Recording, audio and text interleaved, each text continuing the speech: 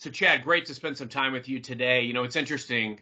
We work for such a massive organization, and sometimes, believe it or not, not everyone knows everyone. And so, very serendipitous, good fortune that I was able to connect with you recently via a mutual connection. And you and I really aligned on some of the key fundamentals around selling and sales leadership, especially in the enterprise space, and the responsibility that we have in today's day and age. So first off, thank you for being here. Tell me a little bit about how do you see the role of sales today? It's a great question, Carson, and depending on whichever company I represent, right, you always got to ask yourself, what is the role of a sales person in that role? And I think as an overarching comment, what I would tell you is whether it's Microsoft or another company, I think the industry has pushed us to be more technical sellers, and we've gotten away a little bit from solution selling, which is what the customers ultimately want. That's also kind of driven us to who are we selling to? And I think again, IT is super critical. They're great partners to us, but I think we're missing the opportunity in some regard to get further upstream and help influence the real impactful areas. So I think the role of a sales individual today is different than it was before, especially in these economic times. I think our customers need and demand us to think about their business differently, do the homework, research, get further upstream. And those people want to hear from big companies like Microsoft. Something you and I are both very passionate about, and ironically, in a little bit different ways, is how can we create and leverage and amplify different processes and tools to forge meaningful relationships and contacts, and to do it in a way that forms partnership in a real and valuable way. I think what a lot of times, what I would say the call to action for salespeople today is we've got to stop leaning into the easy. I think where we've seen teams and people thrive and where we've thrived is where have we doubled down on forming relationships, showing up with value, finding ways to get some of those key impactful meetings that set the foundation for success, asking the questions that customers aren't even thinking about. Things that where we can open their eyes to new potential paths of revenue and transformation. That's where meaningful partnership comes in. We've got to get away from some of these easy reactive responses or order taking, doing things that maybe come by default, and some of these relationships that we inherit as a result of whatever organization we happen to work for. I remember years ago, and this is a story I shared with you. I've always tried to solve problems that my leadership has conveyed to me. And so years ago, I remember a conversation within our organization where it was, hey, we lack some of these other key relationships in an organization with which to strongly partner with them. And so I started thinking to myself, well, a lot of these customers are out on social media. I can find insights from my marketing tools, but I can engage them more at scale with a quality message. And it made all the difference in the world for me. I came in with no preconceived notion about technology in this case, because that's not where my background lies. I'm just a student of sales. And I couldn't agree more with you that the role of sales today is so much more important because all of the information that's at everyone's fingertips and, for instance, the macroeconomic environment that we're all in. I would agree. And I think one thing that really caught me in our conversation before is it's everyone has access to the key decision makers in an organization, right? Through social media, through friends of friends, blah, blah, blah. What I think is super critical for the sales individual today is how do you resonate? How are you relevant with those people? And I think that's the call to action from all of us, which is we have to be very mindful on that first call, that first engagement. Have we done the homework? Listen, we have a lot of different experiences here at Microsoft. We serve a lot of different customers. That's a unique advantage. How about infuse some of that into the relevancy to the customer? They may not even know that there's an opportunity or a problem. And we may have experienced it with a different customer without using customer specific information. The problem may be the same, and that end customer, line of business customer, may want to hear it. There's so many ways to stay at the pulse of what matters to a customer organization now. The ability to follow them, the ability to dive into their company report, the ability to subscribe to industry newsletters, you name it. And I've got dozens of stories that I could tell about key relationships that I was able to create with influencers and organizations because I was investing time and following all these different threads or reading these reports or seeing these trends in social or following their executives and watching what they post, but finding ways to meaningfully engage as a result. And to your point, Chad, it's one of those things we can take that approach of, hey, I know that this is a challenge that you're facing in retail or manufacturing or healthcare or whatever it is. This is how we're solving this with some of our partners. Would love to get your thoughts on it. Is this relevant? And I'd take it one step further. I've learned from the rejection that I've gotten over time. When I first started out as an enterprise account executive, a lot of my outreach was, I expected to get the meeting because of who I worked for. And that wasn't the case. They didn't by Right. default want to talk to me as a salesperson or part of the organization. A lot of the feedback I'd get is, we're already spending a boatload of money with you, and I don't necessarily want to spend more. And, we needed to show up a little bit differently with value. And that's where I want to take this. Take this next is some of the blueprints that I think you've kind of created and almost templatized on how we can show up better. So I learned what I could control when it came down to these outreaches for relationships. It was the quality of my messaging. I can show up rather than trying to offer something or sell something or talk about a solution. I can show up talking about, hey, it's my job to make sure you're privy to all the resources that you're entitled to as a result of your significant investment that we appreciate. I started getting meetings left and right with every executive that I wanted because of that outreach, finding new ways to invest time in them. The quantity of outreach, it's a numbers game. I can't just expect to reach out to one or two or five C-levels and get meetings. But if I reach out to 30 or 50, guess what? I'm going to get a meeting, and now I'm going to be able to create a groundswell. And you're also going to be at the pulse of that organization. You're hearing directly from the horse's mouth that information that you can relay as you meet with other executives. Now it's, hey, Tom told me or Mary told me that you're grappling with this. They indicated I should reach out to you. Now you're coming from a position of strength. And the last is the consistency muscle. We've got to be able to execute these things consistently over time. But you've almost templatized how we show up with value. And I'd love to hear more about that because I think this is something that we can all take to heart today. Yeah, yeah. So one of the things that I've done at several companies, right, and it's pretty basic sales 101 stuff, whether you call it a point of view or an impact statement, right?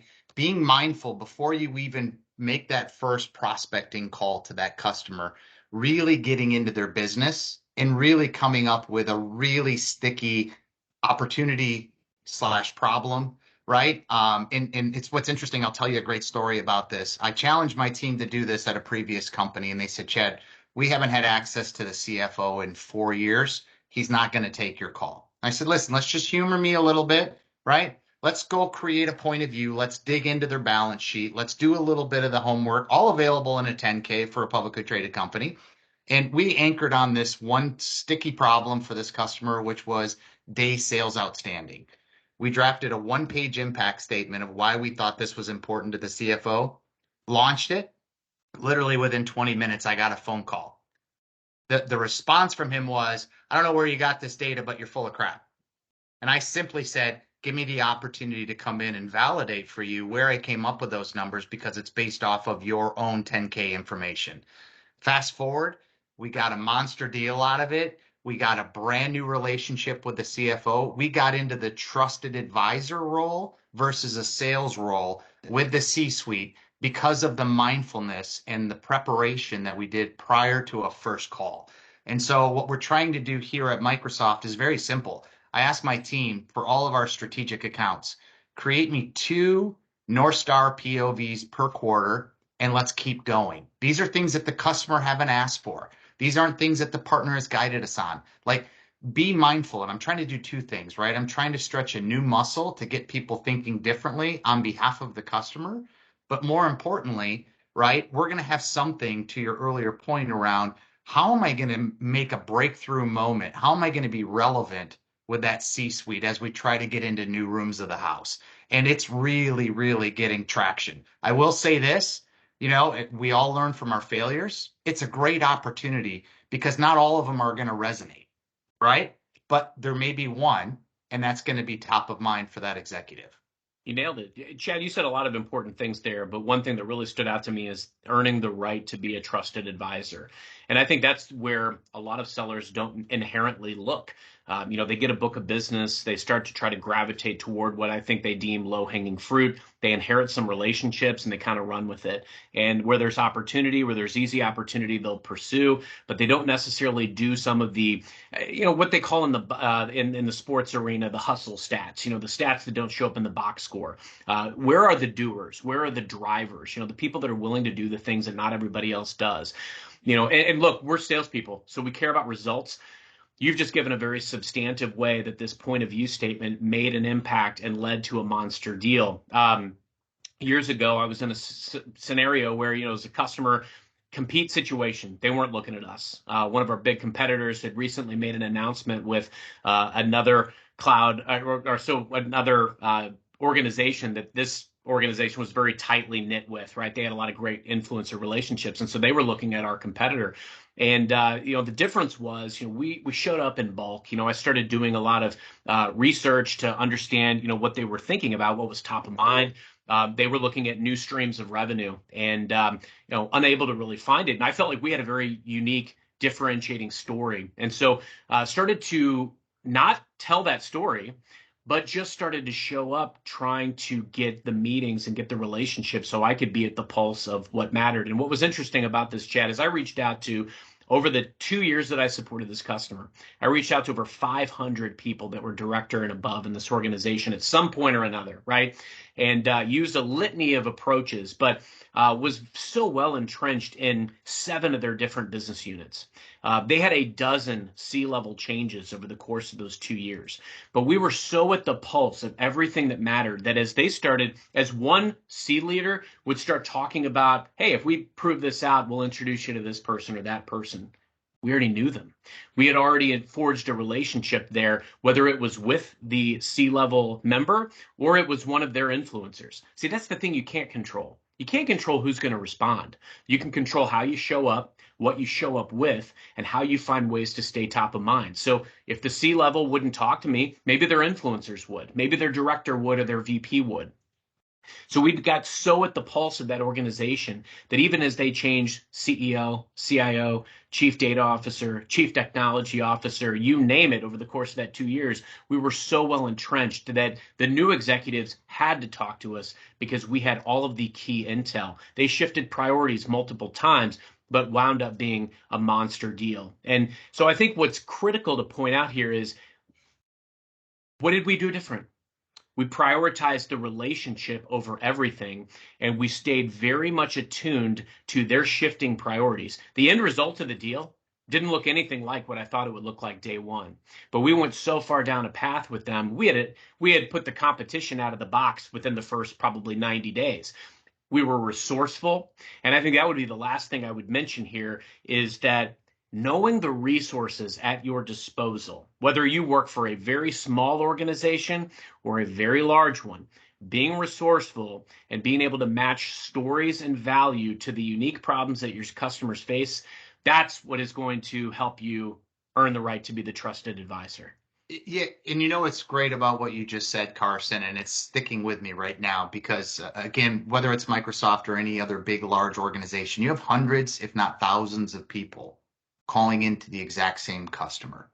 And you know what? It's interesting. An old cliche is that if you ask a different person, you're going to get a different interpretation.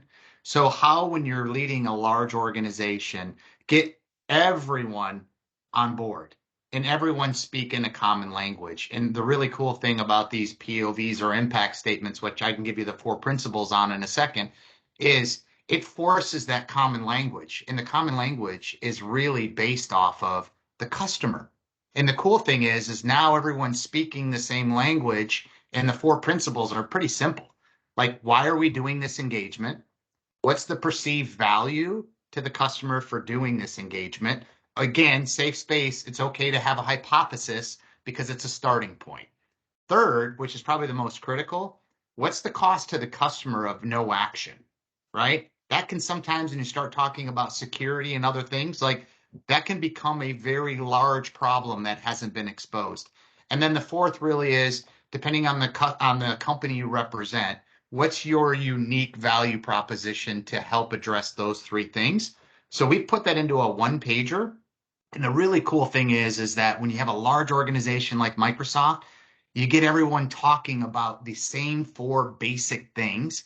And the even better part is at the end of it, you now have a customer output, right? And you can share that customer output going full circle to what we talked about in the beginning, being intentional on the audience you want to go after. Why not use that impact statement? I've literally had customers say, I love that impact statement so much. Remove your logo. I want to use this for my key stakeholder meetings inside of my four walls. Because again, we were very intentional. It's nothing secret that I'm doing. It's just that we have a lot of smart people here at Microsoft. And if we do it in sales alone, we lose. And so thinking about sales, it really is a team sport, not an individual sport. And so in preparation for that, all that you provide on behalf of your customer of what a potential problem can be, it's a great starting point. There's a beauty and a symmetry to what we've kind of outlined today, Chad. From one lens, there's a balance. There's a very focused approach where you can take a very targeted, focused message to a certain executive or group of small group of executives, versus some of the things that you can do very much at scale. Reaching out to a large number of organizations. I've always tried to build a community around whatever it is that I do. So, even if it's just to offer and inform, to stay top of mind, some of the ways that we can use social media, all the way to newsletters and webinars, and high touch, high quality. But it all comes down to the quality of the messaging. How do we show up? Do we do the legwork? Do we do the research? Do we meet them where they want to be met? And I think as a seller, you don't discriminate against any tool or resource that can make you better. Right now I'm using things like personality AI to show up and show me how I should better reach out to customer executives to get that first meeting. And then when you're in that meeting, what do you bring to the table? What social listening have you done, and what research have you done, so you can show up with a unique perspective? Because you got to realize, like you said, there's 1,000 other people that are trying to do what you do. How are you going to stand apart? How are you going to be better? And I think those are some of the key elements of sales today: is standing out, being unique, and doing it best, doing the things that others aren't doing. No, I think it's a great point. I'll leave you with this, Carson. I had a CIO who was, very, very inclusive of our team. And I finally, started to develop a relationship with the CIO. And I said, hey, listen, you give us a lot of time. And he said, you know what? I get 30 to 40 calls a day with people saying the top 5 things that keep you up at night. It's very generic. I almost can, cite them from my sleep. The difference is that your team is bringing is I get surprised and delight. Those are his words. Surprised and delighted every time you guys come in, because you're giving me something to think about. It may not be right, but you're taking the time to educate me on what others are doing and how I can improve my business. That's why I'm going to give you the audience all day long. And again, I think it goes full circle to the intentionality and the preparation that we are creating, again, not as a sales individual, but as a team. And the team needs to show up in that regard. And if we can get them all anchored on a common language within our four walls, amazing things will come out of it, Carson. That's powerful. That's a mic drop moment right there, Chad. I'm going to end with this question, and I always like to give tangible advice to people that are out there today. What could they do differently? What could they kind of gravitate toward from a North Star perspective? And so, from my vantage point and my talk track, it's really easy. Think about the things that you want to achieve for the upcoming frame. Could be next quarter, next year. What are the key relationships that you're going to need in order to achieve those goals? Map those folks out. It might be 10, 15 relationships that you need. For every 10, 15 relationships that you need, you might need to go after 50 or more people in order to really understand get to the pulse of those business units, and ultimately be armed with what you're going to need to get those target relationships. I've had some relationships that have taken me months, if not years, to finally cultivate, but I had to start somewhere. And so that would be my tangible advice today: is be intentional about the goals and the relationships you need. Go out and get them, but learn from the rejections that you get. If you're not getting meetings, show up with unique value. What say you, Chad? Yeah, so mine's even more simple than that. I think as a community, we've got to get comfortable being uncomfortable. We've gotten into a swim lane where things are become very easy. The second it becomes hard, we pull back and we fall back to our natural comfort. And so I encourage all my teams, whether it's my direct team or my extended team, you got to get comfortable being uncomfortable. And we've got amazing people. A lot of these companies have amazing people surrounding and insulating them. Tap into that. Be inclusive of other ideas that may come across. And I'm telling you, again, nothing's wrong with picking up the phone and prospecting. I've been doing this a long time. I'm doing a prospecting call the second I conclude this call. So I'm getting comfortable being uncomfortable. And I think as long as we build that into our daily DNA, we're going to be successful. Our greatest successes happen after the moment where most people would have given up. Napoleon Hill, Think and Grow Rich.